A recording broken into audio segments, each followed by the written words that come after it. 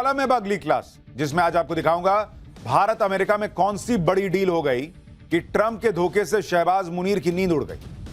पाकिस्तान ने नरेंद्र मोदी से बचने के लिए हाथ पैर तो बहुत मारे, बहुत कोशिश की कि ट्रंप की चापलूसी करके तलवे चाट के किसी तरीके से पाकिस्तान जो है वो बच जाए। और मोदी से बचने के लिए असीम मुनीर और शहबाज शरीफ तो ट्रंप के पैरों में जाके बैठ गए थे। बैठ क्या गए थे, लेट ही गए थे। यहां तक कि पाकिस्तान में ही लोग कहने लगे थे कि मुनीर और शहबाज तो जैसे ट्रंप की गुलामी करने लग गए। लेकिन मुनीर और शहबाज की सारी चापलूसी धरी की धरी रह गई, क्योंकि आप देखिए कि इस समय पाकिस्तान की क्या हालत हो गई, कैसे वो किनारे लगता जा रहा है। भारत अमेरिका के बीच बड़ी डील हो गई है। इस डील से पाकिस्तान में हड़कंप मच गया है। मोदी के एक फैसले से मुनीर का खेल कैसे खत्म हो रहा है, यह सवाल उठ रहा है। उधर ट्रंप ने पाकिस्तान को मैसेज दे दिया है, इधर तालिबान भी लगातार धमकी दे रहा है। जो भारत ने किया वही तालिबान करने वाला है, ऐसा कहा जा रहा है। मुनीर और शहबाज इतने दिनों से जो खेल कर रहे थे, वो खेल नरेंद्र मोदी ने एक झटके में कैसे खत्म किया। कैसे इधर मोदी ने अमेरिका के साथ बड़ी डिफेंस डील की, कैसे उधर तालिबान से पिट पिट कर पाकिस्तान का कचूमर बना हुआ है, ये सब आज आपको डिटेल में बताऊंगा। पाकिस्तान पिछले कुछ महीने से अमेरिका के दम पर फूल रहा था। मुनीर को लग रहा था कि चापलूसी की है तो ट्रंप सेट हो गए हैं, उसके बाद अब भारत तो कुछ बिगाड़ नहीं पाएगा। लेकिन इधर नरेंद्र मोदी ने अलग ही खेल कर दिया। जिस अमेरिका के भरोसे पाकिस्तान बैठा था, उसने भारत से बड़ी डिफेंस डील कर ली। मलेशिया से आज ऐसी तस्वीरें आई हैं जो पाकिस्तान को चैन से सोने नहीं देंगी। मलेशिया में भारत और अमेरिका के रक्षा मंत्री मिले। रक्षा मंत्री राजनाथ सिंह और अमेरिका के रक्षा मंत्री पीट हेगसेथ ने बड़ी डिफेंस डील साइन की। मलेशिया में आसियान देशों के रक्षा मंत्रियों की बैठक चल रही थी। इसी में भारत और अमेरिका ने अपनी डिफेंस डील कर ली। 10 साल का डिफेंस फ्रेमवर्क भी तैयार हो गया है। भारत और अमेरिका के बीच जो डिफेंस डील हुई है, उसके बारे में आपको डिटेल से बताता हूं। भारत और अमेरिका एक दूसरे से सूचनाएं साझा करेंगे, एक दूसरे को तकनीकी सहयोग देंगे। डील का मकसद क्षेत्रीय स्थिरता बनाए रखना है, एक दूसरे से सैन्य सहयोग को बढ़ाना है। यह डिफेंस फ्रेमवर्क 10 साल के लिए बनाया गया है। यानी भारत और अमेरिका मिलकर काम करेंगे डिफेंस के क्षेत्र में। यह आज साइन हो गया। राजनाथ सिंह ने डील पर साइन करने के बाद कहा कि इस डील से भारत और अमेरिका के संबंध और मजबूत होंगे। एक बार राजनाथ सिंह को सुनिए, फिर आपको बताता हूं कि पाकिस्तान का क्या नुकसान है इससे। आपसे 3 बार टेलीफोनिक वार्ता हमारी हो चुकी है और जब आपसे एडीएम के साइडलाइंस पर व्यक्तिगत रूप से मिलकर मुझे बेहद खुशी हुई है। और इस अवसर पर डिफेंस फ्रेमवर्क की शाइनिंग मैं समझता हूं कि उसके परिणाम स्वरूप आज एक नए अध्याय का प्रारंभ होगा। इन शब्दों के साथ मैं पुनः आपको धन्यवाद देता हूं और मेरा पूरा विश्वास है कि आपकी लीडरशिप में भारत और यूएस के रिश्ते और अधिक मजबूत होंगे। अमेरिका को भी समझ में आ रहा है कि भारत के साथ ही चलना हो। भारत से टकराएंगे तो नुकसान अमेरिका का ज्यादा है। इसलिए आप देखिए कि ट्रंप एक तरह से लाइन पर आने लगे हैं धीरे धीरे। कभी भारत को ईरान के पोर्ट पर रियायत दे रहे हैं, कभी डिफेंस डील कर रहे हैं, कभी यह संकेत दे रहे हैं कि भारत पर जो टैरिफ लगा है वो कम हो जाएगा, कभी नरेंद्र मोदी की तारीफ में कसीदे पढ़ रहे हैं, कभी यह संकेत दे रहे हैं कि ट्रेड डील जल्द हो जाएगी। यानी कुल मिलाकर मामला यही है कि अमेरिका भारत के साथ रिश्तों में टकराव ज्यादा दिन तक आगे नहीं बढ़ाना चाहता। भारत और अमेरिका की आज की डील के बाद अमेरिकी डिफेंस सेक्रेटरी पीट हेगसेथ ने कहा कि अभी अभी राजनाथ सिंह से मुलाकात की और 10 साल के लिए अमेरिका भारत डिफेंस फ्रेमवर्क पर साइन हुआ। यह डील हमारी रक्षा साझेदारी को आगे बढ़ाता है, जो क्षेत्रीय स्थिरता और प्रतिरोध की आधारशिला है। हम अपने समन्वय, सूचना साझाकरण और तकनीकी सहयोग को बढ़ा रहे हैं। हमारे रक्षा संबंध पहले कभी इतने मजबूत नहीं रहे। यानी भारत और अमेरिका के संबंध एक बार फिर से नॉर्मल होने की राह पर दिख रहे हैं। और यह पाकिस्तान के लिए बुरे सपने से कम नहीं है बॉस। अमेरिका पहले ही यह बात कह चुका है कि पाकिस्तान से रिश्ते भारत की कीमत पर नहीं होंगे, क्योंकि भारत गहरा दोस्त है और रणनीतिक साझेदार है। ऊपर से पाकिस्तान भिखारी है और भारत जो है वो आज की डेट में चमकता हुआ सितारा है। पाकिस्तान को भारत और अमेरिका से झटके तो मिल ही रहे हैं। इधर तालिबान ने भी पाकिस्तान की नाक में दम कर रखा है। जिस अफगानिस्तान के बारे में पाकिस्तान सोच रहा था कि उसे आसानी से हरा देगा, वही अफगानिस्तान अब पाकिस्तान को एक के बाद एक जख्म दे रहा है। अफगानिस्तान को छेड़कर पाकिस्तान ने अपने लिए बैठे बिठाए मुसीबत मोली। अफगानिस्तान की तालिबान सरकार पाकिस्तान को धमकियां दे रही है कि अगर पाकिस्तान ने काबुल पर हमला किया तो इस्लामाबाद की शक्ल बदल देंगे।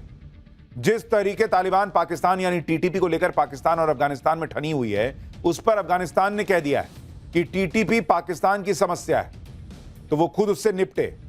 अपनी समस्या पाकिस्तान हम पर क्यों थोप रहा है भाई? अफगानिस्तान की संप्रभुता का सम्मान करे। पाकिस्तान हमारे सब्र का इम्तिहान ले रहा है, जिसका नतीजा खतरनाक होगा। अफगानिस्तान बड़े बड़े साम्राज्यों के सामने नहीं झुका। हम मिट जाएंगे लेकिन अपने दुश्मन को छोड़ेंगे नहीं। यानी तालिबान, जिसने रशिया को अफगानिस्तान से बाहर किया, जिसने अमेरिका को मजबूर कर दिया बाहर जाने के लिए, पाकिस्तान क्या है भाई? वो कह रहा है तुमको भी फोड़ देंगे हम। अफगानिस्तान पूरा मन बना रहा है कि अगर पाकिस्तान ने फिर से गलती की तो अंजाम पाकिस्तान को भुगतना पड़ेगा। हम बर्बाद होंगे तो होंगे, देखा जाएगा, लेकिन पाकिस्तान को तो फोड़ देंगे। इसी बात से पाकिस्तानी पब्लिक में पैनिक फैल गया है। तालिबान तो अपनी जान की परवाह किए बिना पाकिस्तान को मिटाने की बातें कर रहा है, लेकिन पाकिस्तान को अभी भी लग रहा है कि वो तालिबान को शिकस्त दे सकता है। पाकिस्तान का डर देखिए कि एक तरफ तो वो अफगानिस्तान से बात कर रहा है, पहले कतर फिर तुर्की में तालिबान के साथ बातचीत की, और दूसरी तरफ तालिबान को धमकी भी दे रहा है। पाकिस्तान के मंत्री ख्वाजा आसिफ ने कहा है कि अगर तालिबान ने आतंकियों की मदद जारी रखी तो पाकिस्तान अफगानिस्तान में काफी अंदर तक घुसकर हमला करेगा। पाकिस्तान के हमले से तालिबान दोबारा गुफाओं में जाने के लिए मजबूर हो जाएगा। पाकिस्तान को तोरा बोरा वाली घटना दोहराने के लिए मजबूर ना करे। दूसरी तरफ आप यह देखिए कि पाकिस्तान के मंत्री तुर्की में तालिबान के नेताओं को मनाने में जुटे हुए हैं। पाकिस्तान का ट्रॉफी चोर मंत्री मोहसिन नकवी किस तरह से तालिबान के मंत्री को मना रहा था, यह पूरी दुनिया ने देखा। अब तो पाकिस्तान में लोग कह रहे हैं कि बॉस तालिबान से पंगे मत लो, वो गुरिल्ला युद्ध में माहिर है। जब अमेरिका तालिबान को नहीं हरा पाया तो पाकिस्तान की क्या हैसियत? पाकिस्तान धमकियां दे रहा है, उधर अफगानिस्तान अब वो काम करने जा रहा है जो भारत ने पाकिस्तान के साथ किया था। भारत ने पाकिस्तान को सबक सिखाने के लिए सिंधु जल संधि रद्द कर दी थी, जिससे पाकिस्तान का हलक सूखा। अब यही काम तालिबान भी करने जा रहा है। खबर है कि अफगानिस्तान ने कुनार नदी पर बांध बनाने की प्लानिंग कर ली। अफगानिस्तान के जल मंत्री ने कहा है कि जल्दी ही बांध बनाया जाएगा। अफगानिस्तान को कुनार का पानी मैनेज करने का अधिकार है। कुनार नदी पाकिस्तान के त्रिचाल इलाके से निकलती है। अफगानिस्तान में कुनार नदी 482 किलोमीटर तक फैली है। अफगानिस्तान से निकलकर फिर से पाकिस्तान में जाती है। पाकिस्तान में जहां नदी दोबारा एंट्री करती है वही बांध बनाने का प्लान है। यानी भारत ने साफ कहा था कि पानी और खून साथ साथ नहीं बह सकते। अब यही काम अफगानिस्तान कर रहा है। अगर तालिबान ने कुनार नदी पर बांध बना दिया तो पाकिस्तान का खैबर पख्तूनख्वा पानी के लिए तड़प जाएगा, वहां हाहाकार मच जाएगा। पाकिस्तान हमेशा भारत को हजार घाव देने का सपना पाले रहता है, लेकिन अब पाकिस्तान का ऐसा हाल हो रहा है कि रोज कोई ना कोई सैनिकों को उड़ा देता है, कोई उसके प्यारे आतंकियों को उड़ा देता है। पाकिस्तान कई फ्रंट पर फंसा हुआ है। तालिबान बाहर से ठोक रहा है, टीटीपी अंदर से, अज्ञात गनमैन पता नहीं कहां से आते हैं और चुन चुन के लोगों को मार के चले जाते हैं। पाकिस्तान में लश्कर तैयबा के आतंकी शेख मोइज मुजाहिद की गोली मार के हत्या कर दी गई। शेख मोइज मुजाहिद को आतंकी हाफिज सईद का करीबी माना जाता है। अब पाकिस्तान करे तो करे क्या? ऊपर से बलूचिस्तान में आजादी की जंग रुकने का नाम नहीं ले रही।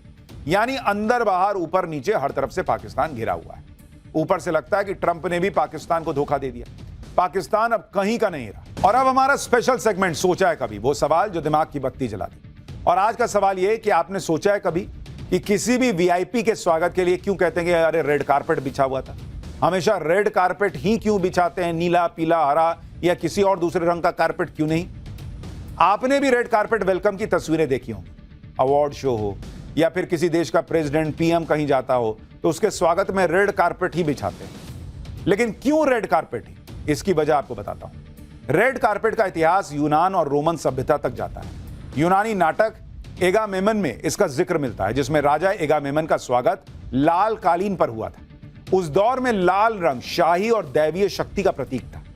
धीरे धीरे यह परंपरा ग्रीस से होते हुए दूसरे देशों तक फैलती चली गई। रेड कारपेट का औपचारिक उपयोग 1821 में हुआ था। तब के अमेरिका के राष्ट्रपति जेम्स मोनरो के स्वागत में इसे बिछाया गया था। इसके बाद खास मेहमानों के स्वागत में यह परंपरा जुड़ती चली गई। भारत में 1911 में पहली बार रेड कारपेट का प्रयोग हुआ। किंग जॉर्ज V के लिए लाल किले पर रेड कारपेट बिछाया गया था। धीरे धीरे भारत में भी शाही स्वागत का हिस्सा यह बनता चला गया। दरअसल लाल रंग को शक्ति, धन और प्रतिष्ठा का प्रतीक माना जाता है। पुराने समय में लाल रंग के कपड़े और कालीन बनाना बेहद महंगा और कठिन काम था, इसलिए यह रंग सिर्फ राजाओं, धनी लोगों के लिए ही उपलब्ध था।